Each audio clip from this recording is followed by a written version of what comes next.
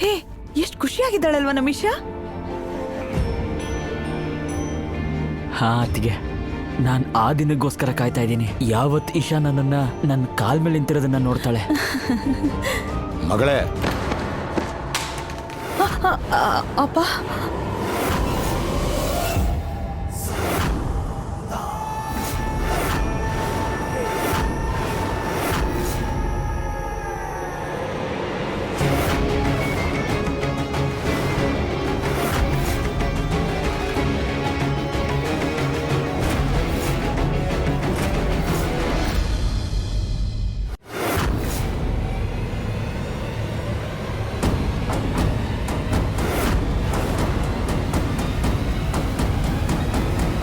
ನಿಂತ್ಕೋ ಮಗಳೇ. ನೀನ್ ಪ್ರೆಗ್ನೆಂಟ್ ಇದೆಯಾ? ಬಗ್ಬೇಡ, ನಾನು ಎತ್ಕೋತೀನಿ.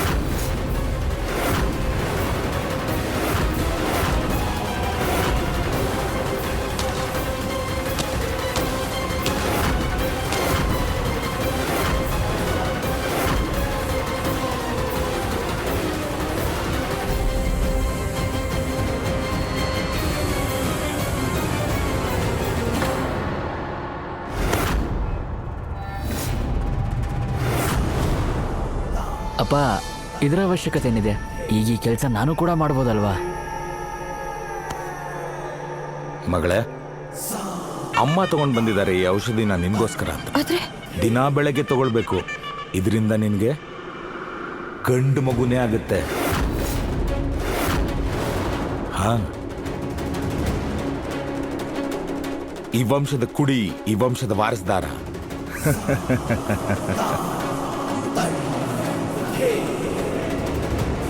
ತಗೋ.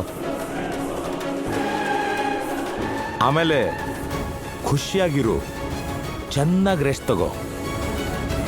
ಯಾಕಂದ್ರೆ ನನಗೆ ಹುಟ್ಟೋ ಮೊಮ್ಮಗಂಗೆ ಯಾವುದೇ ತೊಂದರೆ ಆಗಬಾರ್ದು. ನಾನು ಎಲ್ರಿಗೂ ಹೇಳಿದ್ದೀನಿ ನಿನ್ನನ್ನು ಚೆನ್ನಾಗಿ ನೋಡ್ಕೋಬೇಕು ಅಂತ.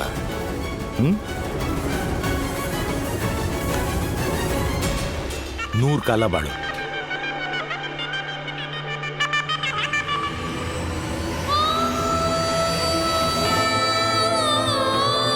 ಪ್ರೆಗ್ನೆಂಟ್ ಆಗಿದ್ದೀನೇನೋ.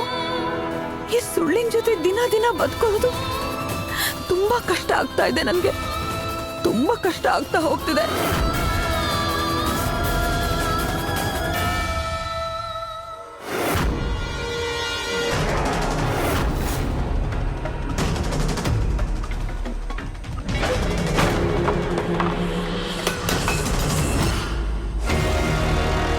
ಅಯ್ಯಯ್ಯೋ, ನನ್ನಿಂದ ಈ ಐಸ್ ಕ್ಯಾಂಡಿ ಎಲ್ಲ ಬಿದ್ದೋಯ್ತಲ್ಲ. ಏನು ತೊಂದರೆ ಇಲ್ಲ ಬಿಡು. ನಿನ್ಗೇನೂ ಆಗ್ಲಿಲ್ಲ ಅಲ್ವಾ? ಅದೊಂದು ಕೆಟ್ಟಗಳಿಗೆ ಅಲ್ವಾ?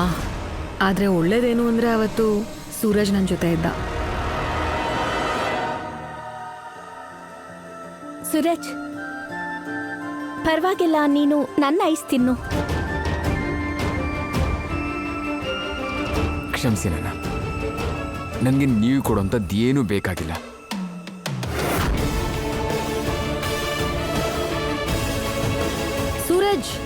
ಸೂರಜ್ ನನ್ನ ಮಾತು ಕೇಳು. ಧೈರ್ಯ ಕಳ್ಕೋಬೇಡ ಇಶಾ. ಒಂದಿನ ಸೂರಜ್ ನಿನ್ನ ಖಂಡಿತ ಚೆನ್ನಾಗಿ ಮಾತಾಡಿಸ್ತಾನೆ.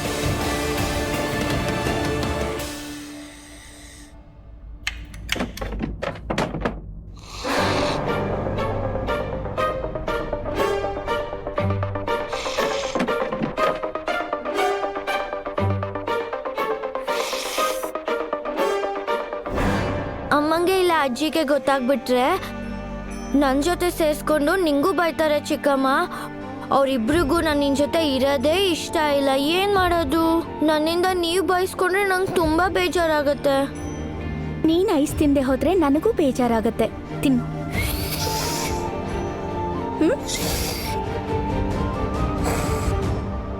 ಏನು ನಡೀತಾ ಇದೆ ಇಲ್ಲಿ?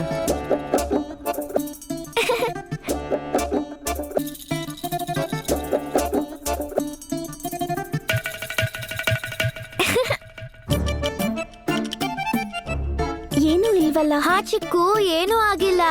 ಚಿಕ್ಕಮ್ಮ ಮಾಡ್ಕೊಟ್ಟಿದ್ ಗೋಲಾರನ ನಾನು ತಿಂದೇ ಇಲ್ಲ ಚಿಕ್ಕಪ್ಪ. ಹೌದಾ? ತರ್ಲೆ ನನ್ನ ಮಗನೇ. ಬಾ. ನೋಡಲ್ಲಿ, ಇಬ್ರು ಮೂತಿ ಮೇಲೂ ಒಂದೇ ಟೈಮಲ್ಲಿ ಒಂದೇ ಬಣ್ಣ ಇರೋಕೆ ಹೇಗೆ ಸಾಧ್ಯ? ದೂರದಿಂದ ಯಾರೇ ನೋಡಿದ್ರು ಹೇಳ್ತಾರೆ ನೀವಿಬ್ರು ಒಂದೇ ಐಸ್ ಕ್ಯಾಂಡಿನ ಹಂಚ್ಕೊಂಡು ತಿಂದಿದ್ದೀರಾ ಅಂತ.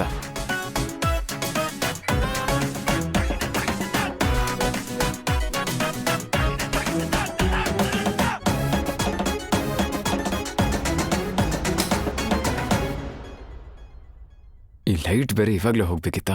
ಉಡುಪಿ ಶ್ರೀಕೃಷ್ಣ, ಸೆಕೆ ಎಷ್ಟಾಗ್ತಿದೆ ಅಂದ್ರೆ ಬೆಂಕಿ ಕಿಡಿಗಳು ಮೇಲಿಂದ ಉದುರುತ್ತಿರೋ ಥರ, ಜೊತೆಗೆ ಕರೆಂಟ್ ಬೇರೆ ಇಲ್ಲ. ಮತ್ತೆ ಈ ವಠಾರದ್ದು ಫ್ಯೂಸ್ ಹೊಟ್ಟೋಗಿದೆ ಅನ್ಸುತ್ತೆ. ಏ ಹುಡುಗೀರಾ, ಹಾಸಿಗೆಗಳನ್ನ ಎತ್ತಿಡಿ. ಅಯ್ಯೋ, ಇವಾಗ ತಾನೆ ಇತ್ತಲ್ಲ ತಾಯಮ್ಮ. ಏರಿಯಾದೇ ಫ್ಯೂಸ್ ಹೋಯ್ತಾ? ನನ್ಗನ್ಸ್ತು ಯಾವುದೋ ವ್ಯಕ್ತಿದ್ ಮಾತ್ರ ಫ್ಯೂಸ್ ಹೋಗುತ್ತೆ ಅಂತ. ಏನ್ ಹೇಳಿದೆ? ಏನೂ ಇಲ್ಲ. ಇಲ್ಲ, ನಿಮ್ಗೆ ಇಲ್ಲೇ ಇರೋ ಕಾಸೆ ಅಲ್ವಾ? ಹಾ, ಅಂದ್ಮೇಲೆ ಸರಿ, ನಿಮ್ ಬಾಯಿನ ಮುಚ್ಕೊಂಡಿರಿ. ಅದ್ ಸರಿ, ನಂಗೆ ಹೇಳಲೇ ಇಲ್ಲ ಐಸ್ ಕ್ಯಾಂಡಿ ಹೇಗಿತ್ತಂತ. ನಾನು ಈ ಮನೇಲಿ ಮಾಡಿರೋ ಮೊದಲನೇ ಸ್ವೀಟ್ ಇದು.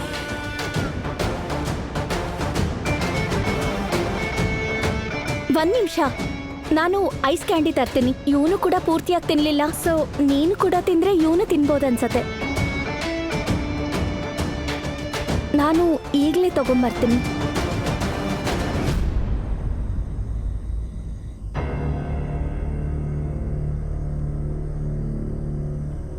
ಇಲ್ಲಿ ತುಂಬಾ ಸೆಕೆ ಆಗ್ತಾ ಇದೆ, ಏನ್ ಮಾಡ್ಲಿ?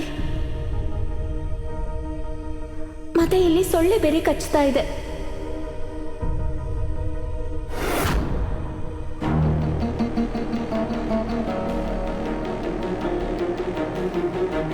ಎಲ್ಲರೂ ಮಲಗಿದ್ದಾರೆ, ಆದ್ರೆ ನನಗೆ ತುಂಬಾ ಸೆಕೆ ಆಗ್ತಾ ಇದೆ. ನಾನು ಟೆರೆಸ್ಗೆ ಹೋಗ್ಬಿಡ್ತೀನಿ.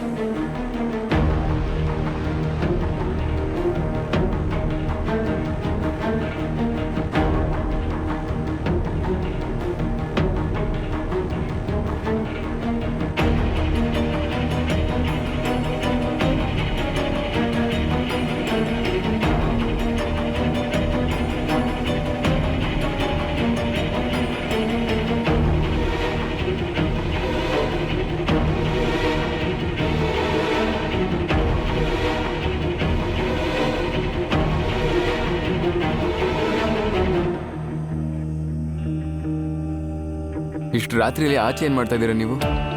ಅದು ಒಳಗಡೆ ತುಂಬಾ ಸೆಕೆ ಆಗ್ತಾ ಇತ್ತು, ಅದಕ್ಕೆ. ಶೆಕೆ ಆಗ್ತಾ ಇದ್ರೆ ನೀವು ನೀವ್ ಯಾಕೆ ಹೋಗ್ತಿಲ್ಲ ಅಂತ ಮಾತ್ರ ಕೇಳ್ಬೇಡ. ನಾನು ಇಲ್ಲಿಂದ ಹೋಗಲ್ಲ. ಆದ್ರೆ ನಿಜ ಹೇಳ್ತಾ ಇದ್ದೀನಿ, ನನಗಂತೂ ಸೆಕೆ ಆಗ್ತಿದೆ. ಸರಿ, ಬನ್ನಿ ನನ್ನ ಜೊತೆ. ಎಲ್ಲಿಗೆ? ಬನ್ನಿ, ನಿಮಗೆ ಗೊತ್ತಾಗುತ್ತೆ. ಬನ್ನಿ.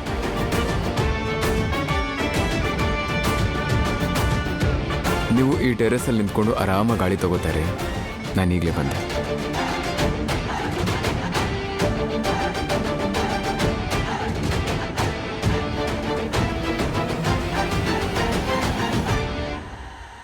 ಸ್ವಲ್ಪ ದಾರಿ ಬಿಡಿ ಇವಾಗ.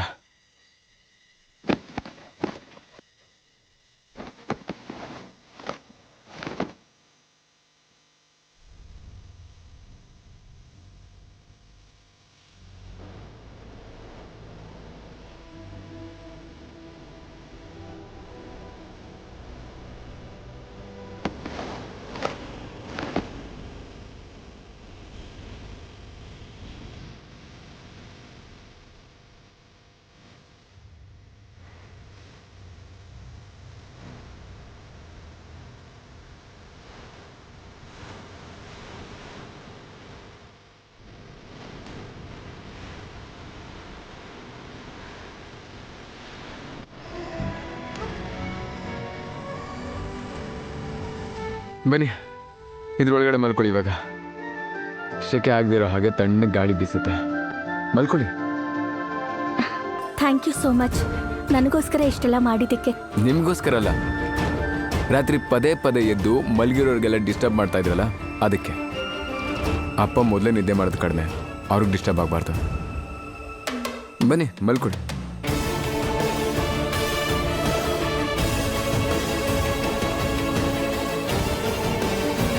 Good night.